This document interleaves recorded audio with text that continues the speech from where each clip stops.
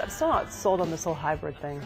I like the idea of hybrids if it makes any difference. Now, this is it's one of these crossovers. Right. And Ed Wallace, this is one that really turns heads. A lot of people, I don't know if anybody buys it, but they look at it and go, well, that's interesting looking.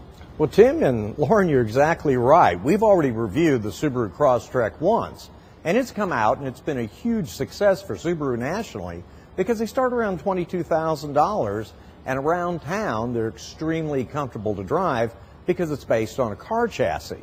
The question is, once you put a hybrid in it and add thousands of dollars to the cost, is the hybrid viable anymore? Well, this week is the right week to bring this over because it was released also this week on the news. For the first time ever, SUVs and crossovers are now outselling sedans in this country. Well, we're going to take the Crosstrek, we put a hybrid system in it. Overall, you're going to see the exact same car on the outside. It is all-wheel drive. It's got a very nicely done interior. There is some noise, particularly on rough road, but to Subaru's credit, it's not a high-pitched road noise. It's more muted, and so it's more acceptable to me, even though you have to turn up the radio a little bit.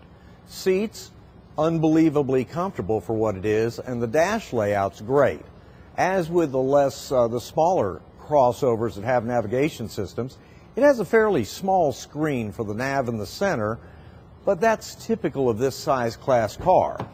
When you go to the back, you're going to find that the back seats are contoured for comfort also, and it's got plenty of room in it. I think you can fit 4 people about 6 foot tall maybe in this one.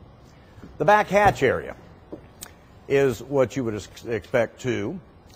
This one has the hard mat in the back, has its snow cover in it, and has space that's easy to load. So driving around town is great, but the question is the hybrid worth the money? Well, let me give you the downside of it. On this hybrid, which is rated a little over 30 miles to the gallon on the highway, that in fact is all that I got on it. Well, when we brought the Mazda CX-5 over with the Skyactiv engine, just a regular gas engine, I was almost 40 miles to the gallon highway on that. The upside is driving around town. And here, this little hybrid delivered 26.7 miles to the gallon, even when you had a cold engine start.